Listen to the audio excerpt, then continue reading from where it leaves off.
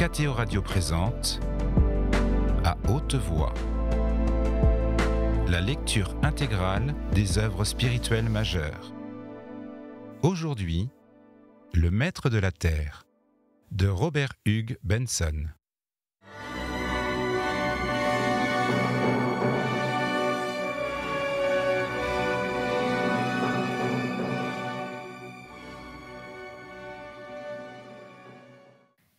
Chapitre 7.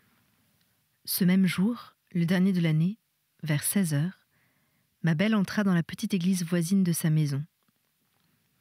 La lumière tombait doucement, le coucher de soleil hivernal scintillait à l'ouest de l'église, et tout l'intérieur était rempli d'une faible lueur expirante. La jeune femme avait un peu sommeillé dans son fauteuil l'après-midi, et s'était réveillée avec cette étrange clarté d'esprit qui succède parfois à de tels sommeils. Plus tard, elle s'étonna d'avoir pu dormir aussi tranquillement, sans rien remarquer du grand nuage de crainte et de fureur qui déjà était en train de s'abattre sur la ville. Et ce n'est que plus tard aussi qu'elle se rappela une agitation extraordinaire dans la rue, quand elle était sortie, de singuliers appels de cors et de sifflets. Mais sur le moment, elle n'y avait fait aucune attention, et était bien vite entrée dans l'église pour méditer suivant son habitude. Car de plus en plus, elle s'était accoutumée à aimer le calme de ce lieu, et à y venir souvent, pour raffermir ses pensées, pour les concentrer sur la signification cachée sous la surface de la vie. Au reste, ce genre de dévotion était en train de devenir assez commun, parmi toutes les classes du peuple. De temps à autre, de véritables sermons étaient prononcés, de petits livres apparaissaient, destinés à servir de guide pour la vie intérieure, et ressemblant tout à fait aux vieux livres catholiques d'oraison mentale. Ce jour-là, ma belle s'assit à sa place ordinaire, joignit les mains, considéra d'abord 1 minute ou 2 l'antique sanctuaire de pierre, l'image blanche et la fenêtre rapidement assombrie. Puis elle ferma les yeux et se mit à méditer, à prier, d'après une méthode qui lui était devenue familière.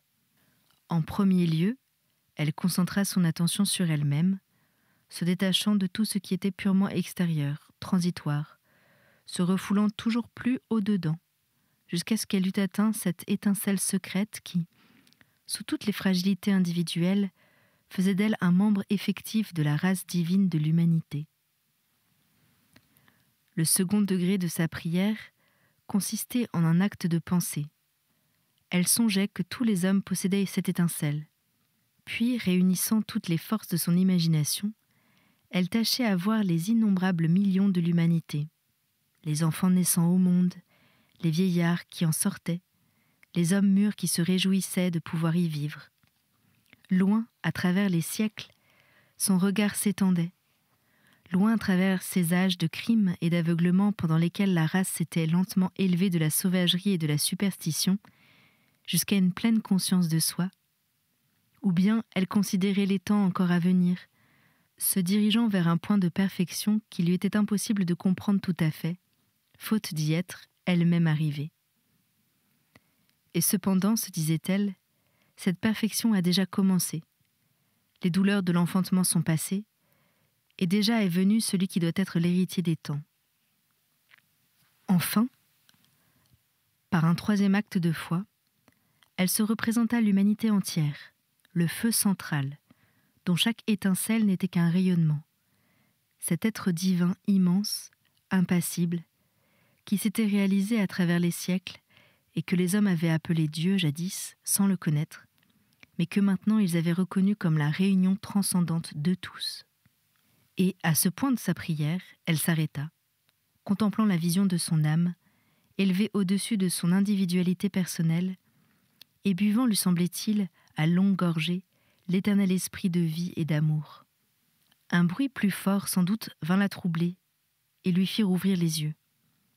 Elle aperçut devant elle les dalles encore vaguement éclairées, les marches du sanctuaire et la grande figure blanche de la maternité, qu'une rangée de cierges illuminait parmi l'obscurité environnante. C'était ici qu'autrefois les hommes avaient adoré Jésus, cet homme des douleurs ensanglantées, qui de son propre aveu n'avait pas apporté la paix mais un glaive. Ici, ils s'étaient agenouillés, les aveugles chrétiens désespérés. De nouveau le bruit s'éleva. Au dehors, frappant sa paix comme d'un coup de poing, sans qu'elle en comprît encore le motif. Elle se releva, son cœur battant un peu plus vite. Une fois seulement, elle avait entendu un bruit analogue, dans un square où des hommes se pressaient autour d'un aérien tombé. D'un pas rapide, elle s'avança vers la porte du transept et sortit dans la rue. Celle-ci semblait extraordinairement vide et sombre. À droite et à gauche se dressaient les maisons, et au-dessus d'elle, le ciel presque noir était faiblement teinté de raies roses. Mais il semblait qu'on eût oublié d'éclairer les trottoirs. Et pas une seule créature vivante en vue. Ma belle se préparait à poursuivre son chemin lorsqu'un bruit de pas précipité l'arrêta. Et tout de suite, un enfant parut, une petite fille, accourant, essoufflée et terrifiée. « Les voilà qui arrivent, les voilà !» sanglotait l'enfant en s'élançant vers la jeune femme. Puis elle saisit sa robe et se serra contre elle. « Qui donc ?» demanda ma belle. « Qui est-ce qui arrive ?» Mais l'enfant cacha son visage dans les jupes qui l'abritaient. Et dès l'instant suivant, s'entendit un fracas de voix et de pas sonores.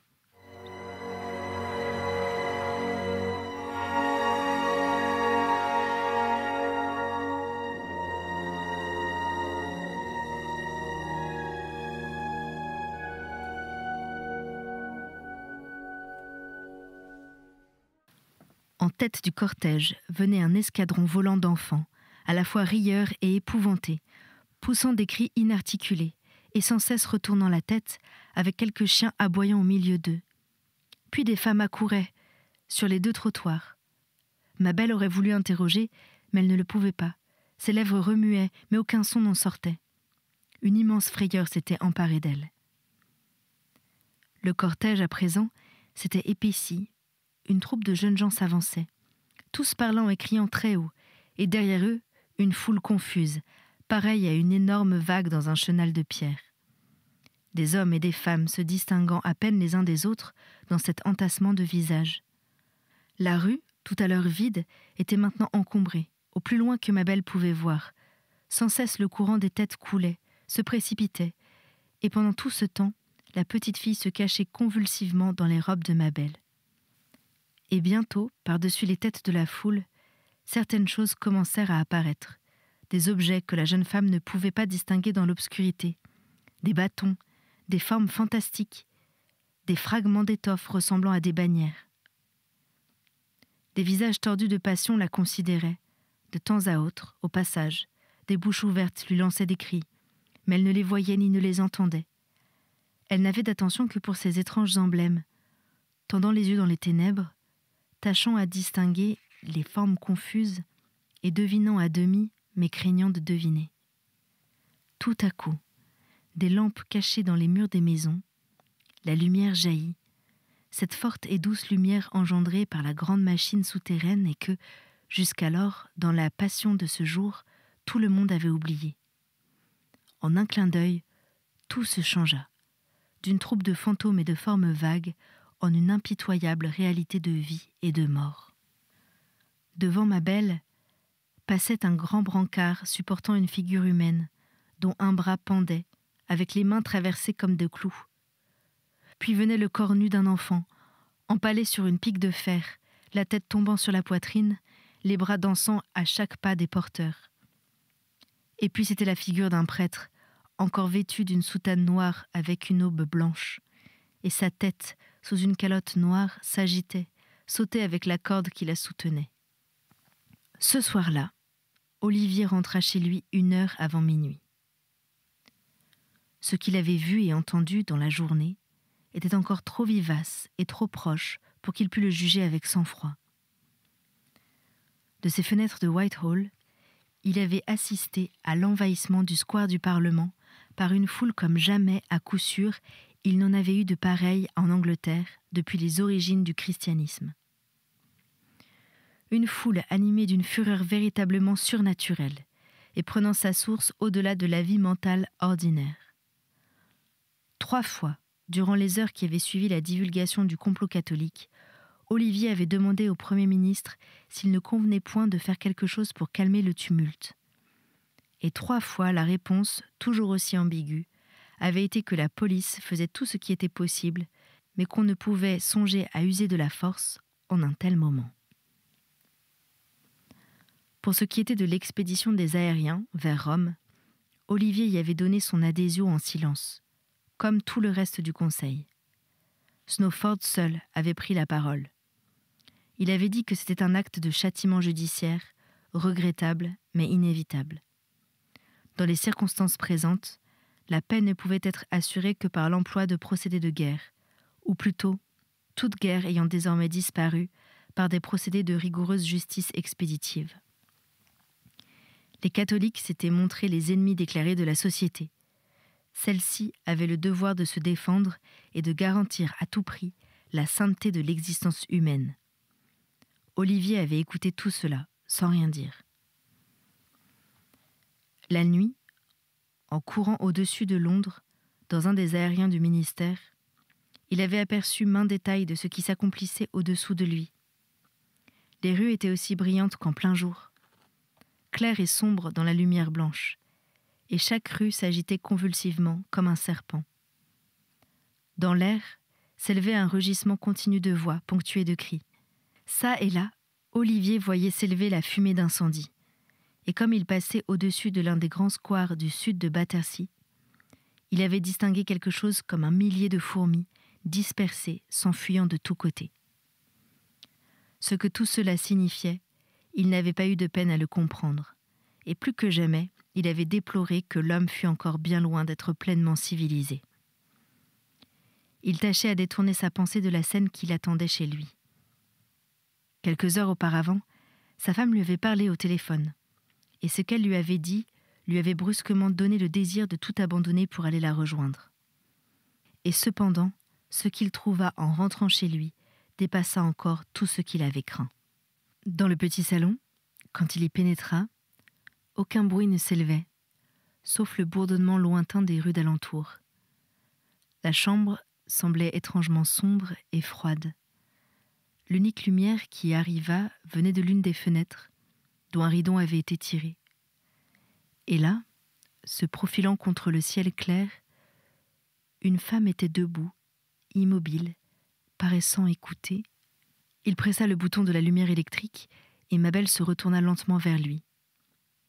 Elle était vêtue de sa robe de ville, un manteau jeté sur les épaules. Son visage était presque celui d'une étrangère, absolument décoloré, avec les lèvres serrées et les yeux remplis d'une émotion indéfinissable, colère ou terreur, ou angoisse, ou peut-être tout cela à la fois. Ainsi, elle se tenait dans la lumière de la fenêtre, immobile, le regardant. Pendant 1 minute, Olivier n'osa point parler. Il se dirigea vers la fenêtre, la referma et ramena les rideaux. Puis doucement, il prit par un bras la forme raidie. « Ma belle, dit-il, ma belle. » Elle se laissa entraîner vers le sofa, mais sans répondre à son contact. Il s'assit près d'elle et la considéra avec une sorte d'appréhension désespérée. « Ma chérie, dit-il, je suis anéanti. » Elle continuait à le regarder. Il y avait dans sa pose cette rigidité que simulent les acteurs. Mais il savait trop que chez sa femme, il ne s'agissait pas de simulation. 1 ou 2 fois déjà, précédemment, il avait observé chez elle une expression analogue, sous l'effet d'une horreur intense. Une fois en particulier, elle avait eu cette expression en découvrant une tache de sang sur son soulier. Parmi le silence de la chambre, de nouveau, il entendit le grondement étouffé de la foule invisible qui faisait tumulte dans les rues voisines. Il savait que 2 sentiments luttaient dans le cœur de la jeune femme. Sa fidélité à sa foi humanitaire et sa haine des crimes commis au nom de la justice. Mais maintenant, en la dévisageant, il voyait que ces 2 éléments opposés se livraient à un combat mortel, que toute l'âme de Mabel n'était qu'un champ de bataille et que décidément c'était la haine qui l'emportait. Tout à coup, comme un hurlement de loup, la voix de la foule s'éleva puis retomba, et la tension intérieure de la jeune femme se brisa subitement. Elle s'élança vers Olivier, qui la saisit par les poignets, et ainsi elle resta serrée dans ses bras, le visage appuyé contre sa poitrine et tout le corps soulevé de profonds sanglots. Longtemps encore, elle se tut.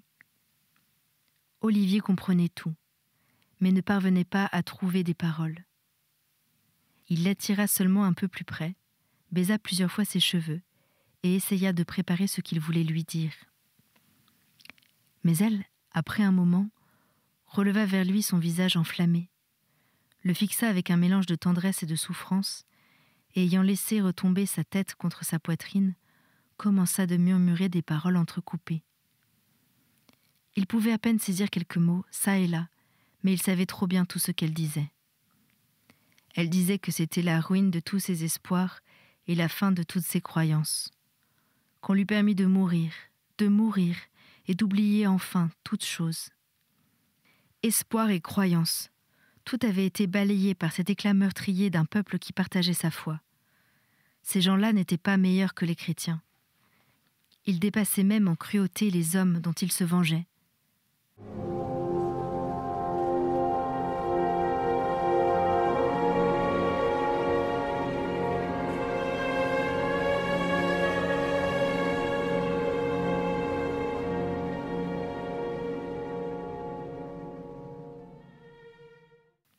Les ténèbres régnaient en eux, aussi noires que si le sauveur du monde, Felsenburgh, ne fût pas venu. Tout était perdu. La guerre et la passion et le meurtre étaient rentrés dans le corps d'où elle les avait crus chassés à jamais. Les églises incendiées, les catholiques traqués, les corps de l'enfant et du prêtre portés par les rues, la destruction des églises et couvents. Un flot de plaintes s'écoulait d'elle, incohérent, interrompu par des sanglots, des images d'horreur, des reproches, et sans relâche, elle tordait ses mains sur les genoux d'Olivier. Il la secoua et l'écarta un peu de lui.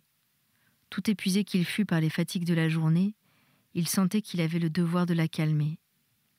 Jamais encore une crise aussi grave ne s'était produite chez elle. Mais il connaissait aussi le merveilleux ressort qui, chaque fois, finissait par la remettre sur pied. « Reste assise en face de moi, ma chérie, » lui dit-il. « Là, donne-moi ta main. Et maintenant, écoute-moi. » Il lui débita le plaidoyer, vraiment très habile et très éloquent, que d'ailleurs il s'était adressé à lui-même durant toute la journée. Les hommes, dit-il, étaient loin encore d'être parfaits. Dans leurs veines coulait le sang de 60 générations de chrétiens. Mais on devait se garder de désespérer. La foi dans l'homme était l'essence de la religion. La foi dans les éléments les meilleurs de l'homme, dans ce que celui-ci était destiné à devenir, non pas dans ce qu'il était à présent. On se trouvait au début de la religion nouvelle, et non pas encore à sa maturité. Et il était naturel qu'on découvrît de l'aigreur dans le jeune fruit.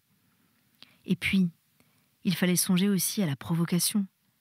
Il fallait se rappeler le crime monstrueux que ces catholiques avaient projeté, la façon dont ils avaient résolu de frapper au cœur la foi nouvelle. « Ma chérie, disait-il, un homme ne change pas en un instant. Et puis, pense un peu à ce qui serait arrivé si ces chrétiens avaient réussi. Je t'assure que je condamne tout cela aussi sévèrement que toi. J'ai vu ce soir 2 ou 3 journaux qui sont aussi méchants et ignobles que tout ce que les chrétiens ont jamais pu faire. Ces journaux exultent à l'idée des horreurs commises, sans se douter que cela risque de faire reculer le mouvement, de nous ramener de 20 ans en arrière. T'imagines-tu donc que tu sois la seule de ton avis, et qu'il n'y ait pas des milliers d'autres cœurs qui haïssent et détestent ces violences? Mais à quoi bon avoir la foi, si ce n'est point pour être assuré que la bonté prévaudra? La foi, la patience, l'espoir, voilà les armes par lesquelles nous vaincrons. Il parlait avec une conviction passionnée, les yeux fixés sur elle, tout concentré dans l'effort de lui communiquer sa propre pensée, comme aussi d'effacer les vestiges des derniers doutes qu'il sentait en soi-même. Et, en effet, peu à peu, l'expression d'horreur frénétique qui emplissait les yeux de la jeune femme disparut, pour y être remplacée simplement par celle d'une vive souffrance, à mesure que la personnalité d'Olivier recommençait à dominer la sienne. Cependant, la crise n'était pas encore finie. Mais cette expédition vers Rome, s'écria-t-elle, cette flotte d'aériens, cela, c'est délibéré et fait de sang-froid. Ce n'est point l'éclat sauvage de la foule. Ma chérie, cela n'est pas plus délibéré ni fait de sang-froid que le reste. Nous sommes tous humains, nous moquons tous de la maturité que nous devrions avoir. C'est vrai que le Conseil a autorisé l'expédition, mais il n'a fait que l'autoriser, rappelle-toi cela. Mais ma belle l'interrompit pour répéter une de ses paroles. « Autorisé » reprit-elle. « Et toi aussi, Olivier, tu as autorisé cette chose abominable ?» Ma chérie, je n'ai rien dit ni pour ni contre. Et je te jure que si nous avions voulu empêcher le projet, il y aurait eu encore plus de sang versé, et que la nation aurait perdu les seuls hommes qui tâchent à la guider. Nous sommes restés passifs, faute de pouvoir rien faire. Ah, mais il aurait mieux valu mourir. Olivier, laisse-moi mourir au moins. Je ne puis point supporter tout cela. Par ses mains, qu'il tenait encore dans les siennes, son mari l'attira plus près de lui. « Mon amour, lui dit-il gravement, ne peux-tu pas avoir un peu de confiance en moi ? Si je te disais ce qui s'est passé aujourd'hui, certainement tu comprendrais tout. Mais fais-moi confiance. Crois bien que je ne suis pas sans cœur. Et puis, je pense aussi à Julien Felsenburgh. »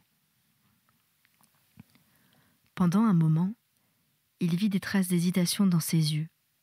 Un conflit se livrait en elle, entre sa confiance en lui et son horreur de tout ce qui était arrivé. Puis, une fois de plus, sa confiance en lui prévalut. Le nom de Felsenburgh acheva de faire pencher la balance et elle s'apaisa en versant un flot de larmes. « Oh Olivier, dit-elle, je le sais que je puis me fier à toi, mais je suis si faible et tout est si terrible, et lui, Felsenburgh, c'est vrai qu'il est si fort et si bon. Demain, n'est-ce pas, Olivier, il sera avec nous. » Les deux jeunes gens étaient encore assis et causaient lorsque les horloges de la ville sonnèrent minuit.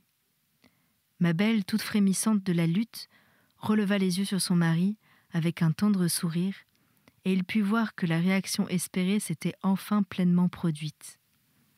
« La nouvelle année, mon cher mari, dit-elle en se pressant contre lui. Je te souhaite une heureuse nouvelle année. Oh mon chéri, secours-moi. » Elle le couvrit de baisers, puis se recula un peu, les mains toujours dans les siennes, le considérant avec deux grands yeux brillants, pleins de larmes. « Olivier, reprit-elle, il faut que je te fasse un aveu.